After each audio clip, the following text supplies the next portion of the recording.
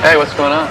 Some jerk parked in the handicap spot, so this woman in a wheelchair had to wheel up this incline, and halfway up her batteries gave out and she rolled backwards into the wall. I had to take her to St. Elizabeth's. She okay? I don't know. We're just waiting here for the owner of this car to show up. He may not get out alive. Lazy bum taking up a handicap spot. He's gonna pay. Sons of bitches. All right, ladies and gentlemen, that's the Seinfeld episode. Got to kill the volume on the Seinfeld episode. All right, there we go. And, of course, that's the famous handicapped episode where they park in the mall in a handicap spot because they're only going to be there 5 minutes. And they come out. A woman had an accident because of it in a wheelchair, and they're waiting for them to come out. They leave. They come back. The car is totally wrecked and vandalized. And I play that because watch this. 68? All right. Hi, how are you all? I'm excellent. What a beautiful day. Everybody should be good. Hi. Hi. Be good, Hillary. I'm over the ice cream shop. May we get a picture? Real quick. Here we go. Yes, ladies and gentlemen, keep it going, keep it going. That's Hillary's famous van, her Scooby van, whatever the heck that means, parked in a handicap spot. There she is, getting into her car. She don't look handicapped. There it is. The sign is right when she gets in and out of the door. She couldn't miss it. I'm thinking, as we welcome in the Malzberg panel, Tom Borelli, Senior Fellow at FreedomWorks, and Adam Thompson, Senior Partner and owner of the law offices of Adam M. Thompson and criminal defense attorney and talk show host. I'm thinking, guys, Adam, maybe she thought the H was for Hillary. It was a Hillary spot. I think she did. There's maybe there's going to be a handicap issue we didn't know about when it comes election time. This is going to be a big explosion, maybe. You know, but unfortunately, Tom, I mean, I haven't seen this anywhere. And, of course, if this had been Rand Paul or Marco Rubio or especially Ted Cruz, I think, the media would be all over this. Oh, you're absolutely right. But how funny is this? She's really being exposed as what she really is she's an elitist. And she's been in the elitist bubble for so many years. Now she's in a flyover state. She goes to a restaurant, looks uncomfortable. She hasn't driven a car since 1996, and now she's parking in a handicap spot. You know, it's good for them, but not for us. We'd be hauled off, tickets and everything if we did something like that. All right, let's see how much media coverage this thing gets. I think it was the Weekly Standard, as a matter of fact, yes, the Weekly Standard, Excellent. who exposed this, and good for them. All right, let's talk about what happened yesterday. This, I never heard of a gyrocopter. I mean, to me, I thought maybe that was something that sells gyros, which is another Seinfeld episode on the train, but that's another story. This helicopter flew into restricted airspace. It went by the White House. And Adam, today, the head of Homeland Security tells us, and I'm paraphrasing, but basically I'm quoting, it flew under the radar. Gee, why don't you tell the darn terrorists what to do?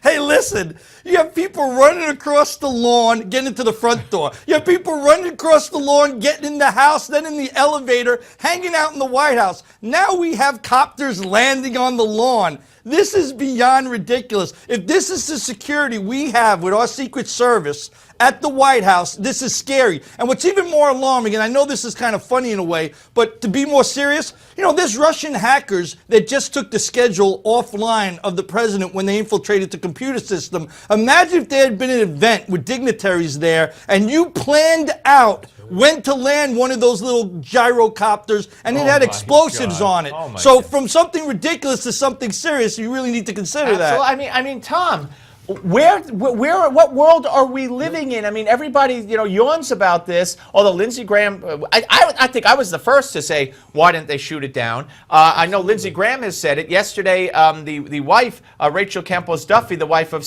Congressman Duffy on this show, right after it happened, said, I'm surprised they didn't shoot it down. Joe Scarborough today said they should have shot it down. I mean, it's a no-brainer. You shoot the thing down. You know, how ironic. Right after we pay our taxes on the 15th, the massive amount of money we go to all the bureaucracies are failing. we're exposing our weaknesses. They have to be laughing around the world. Plus, you make a good point with the tax day. I mean, it was the anniversary of the bombing in the Boston Marathon. Sure. I mean, and people say, you know, remember when the marathon bombing happened, right away they blamed it on, you know, disgruntled conservatives, blah, blah, blah. So they should have been on the lookout for something. And so much for all that NSA spying, right? I hate to say only in America. All right, we're coming back with more of the panel, folks. Don't go away.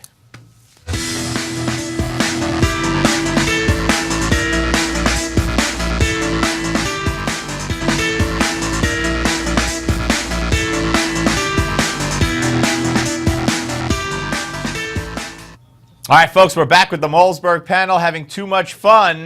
Tom Borelli, FreedomWorks, and Adam Thompson. And Adam was threatening to get up and walk out unless I let him do his shtick here. He's got a whole comedy routine based on the other Hillary story. Oh, there are two more Hillary stories, really. But this one that uncovered by Andrew at BuzzFeed, that Hillary is wrong about her immigration history. She's constantly said that all of her grandparents were immigrants. Turns out, her grandmother, one of her grandmothers, not an immigrant. It's an easy mistake. Everybody can make it. I mean, what does Hillary know? She's only 67 years old.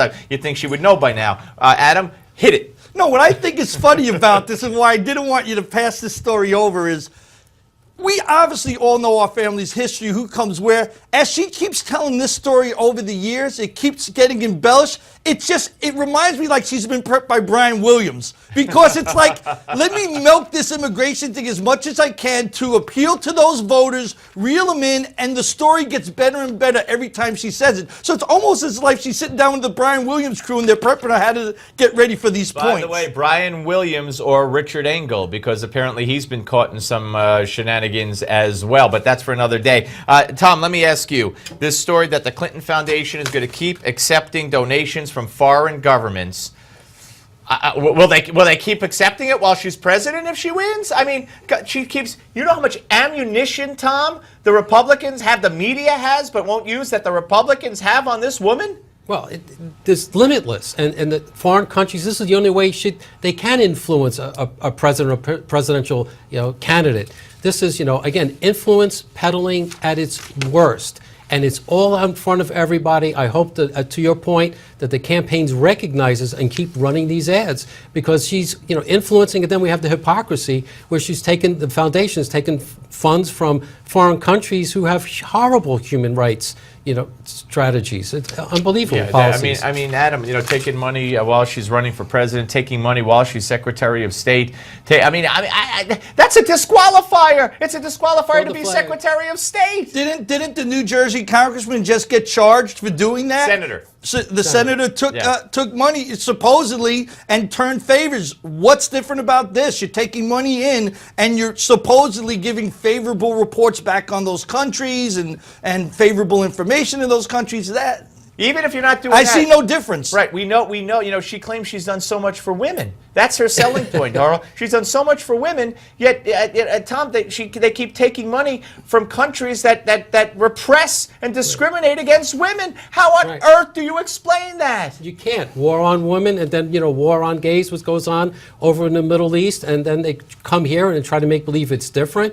It's hypocrisy at its worst. It is. It's just about bringing in the money for the fundraising. Right. That's all they care about. All right. Now Jeb Bush has come under, he's going to have to apologize for his brother. Well, former President George W. Bush reportedly said yesterday that he's a political problem for his brother. He acknowledged that he might be, and he says he'll stay out of his way if Jeb seeks the nomination, which I'm sure Jeb will. Look, I love President George W. Bush, Adam. I mean, I love him with that. I mean, I think he was sincere. Everything he did was from the heart, out of goodness, out of sincerity. But, the left is going to marry the unpopular policies that he did have to Jeb. Yeah, the big problem is a lot of people are going through Bush fatigue, and I don't want to get tweets over saying that. But they're tired. They don't want to see Clinton's. Tweet Adam over Bush fatigue. Last word, Tom. Well, I think Jeb's problem is Jeb.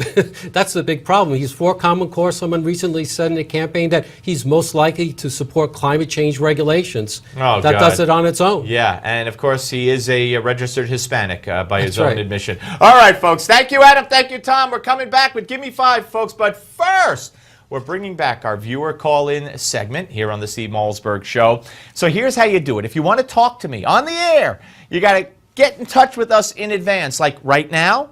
And you do that by emailing us at callsteve@newsmax.com. Look at that handsome guy on the screen. Isn't that Adam Thompson? Call Steve at newsmax.com. Email us, put your contact information, where you want, what you want to talk about, and we'll get in touch with you because we want to hear from you.